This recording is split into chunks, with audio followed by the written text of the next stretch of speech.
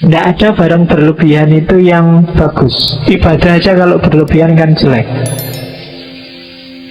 Apalagi yang bukan ibadah, apalagi cuma makan, apalagi pacaran, apalagi termasuk ngaji. Ini kalau berlebihan kan jelek. Wah, saya sedang semangat ngaji nih Pak, gimana kalau selesainya jam 12? Oh, itu kan mantep memang, luar biasa wong barang baik. Tapi tidak natural. Kalau nggak natural, hasilnya pasti tidak maksimal. Jadi ukur kekuatanmu sendiri. Kenapa kamu harus bisa ngukur?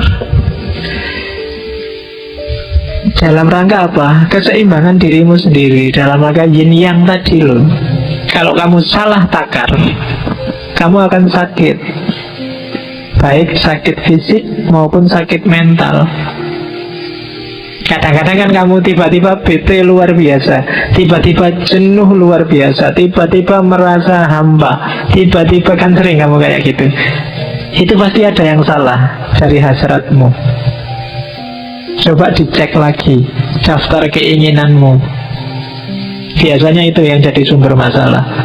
Itu kalau diterus-teruskan kamu bisa sakit secara fisik. Nah, jadi hati-hati.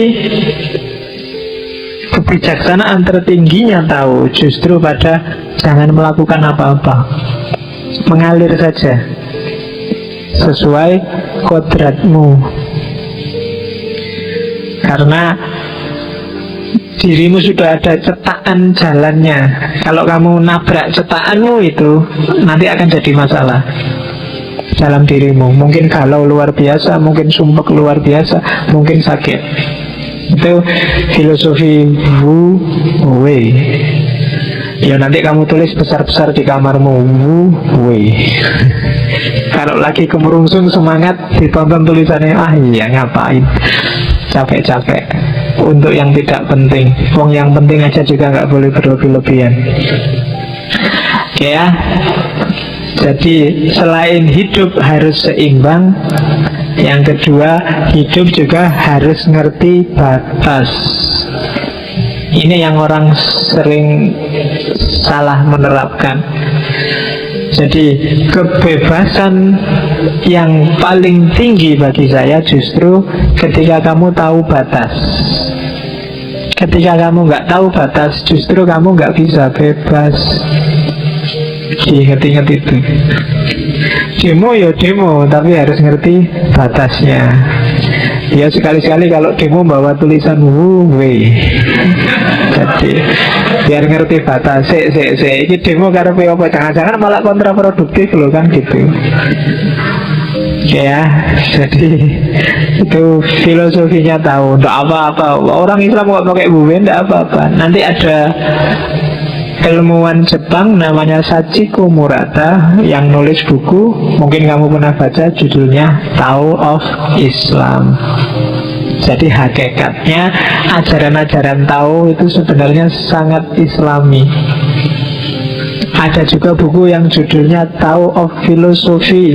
Ada juga buku yang judulnya Tao. Banyak, coba kamu cek di toko buku. Banyak buku-buku judulnya Tao. Sebenarnya prinsip yang dikembangkan sama. Prinsip-prinsip keseimbangan, prinsip tahu batas, prinsip tidak berlebihan, prinsip tidak dibuat-buat. Banyak kan sikap kita yang tidak wuwe, dibuat-buat, tidak sekedar berlebihan, tapi pura-pura. Hari ini kamu menyebutnya pencitraan. Pencitraan itu antitesisnya wuwe, nggak natural. Kamu sekedar pingin dilihat ganteng, sekedar pingin dilihat baik, padahal aslinya apa ganteng tenan ya nggak ngerti. Apa baik tenan ya nggak juga sih, kadang-kadang juga enggak.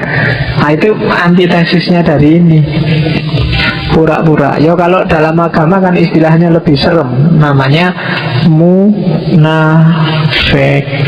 menampilkan yang tidak aslinya. Oke. Selanjutnya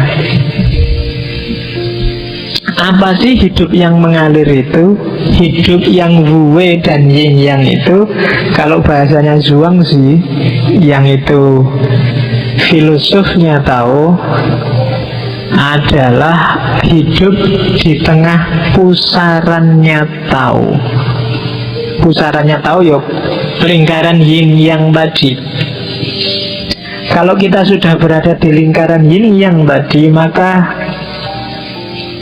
segalanya sama saja.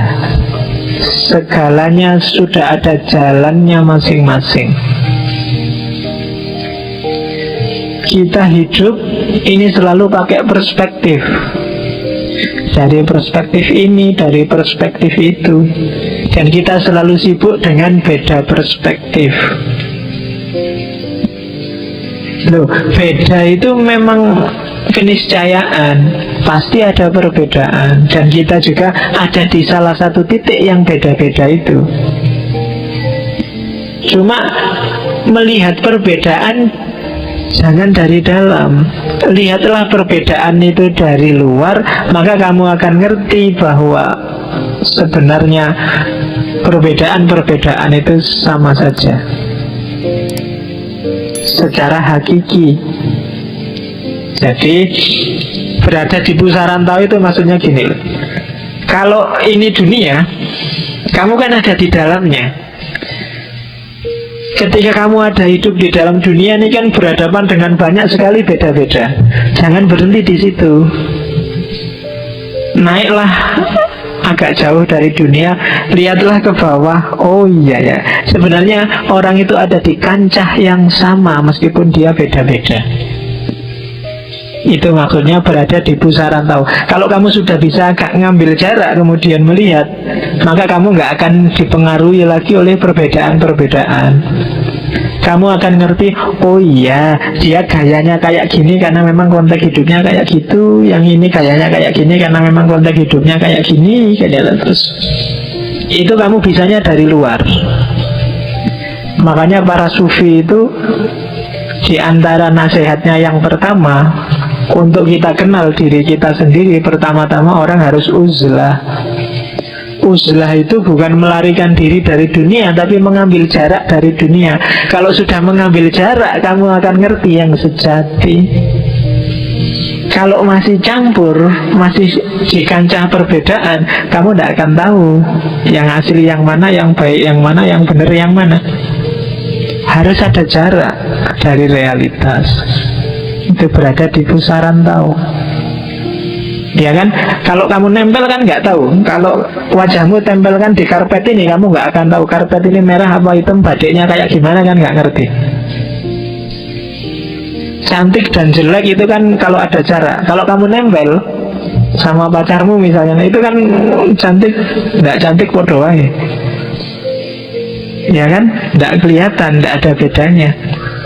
Orang jelek itu kan hanya ketika ada jarak. Makanya kalau pacaran jangan deket-deket, biar kelihatan cantiknya atau kelihatan jeleknya. Kalau terlalu dekat, sudah tidak akan jernih lagi, karena kamu ada di kancah perbedaan. Jadi berada di pusaran tahu.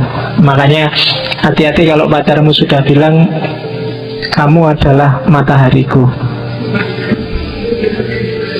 Ya, karena atau yang cowok bilang pada pacarnya kamu adalah rembulanku. Nah, alamat itu sudah. Karena jaraknya matahari sama bumi itu berapa? Berarti minta putus.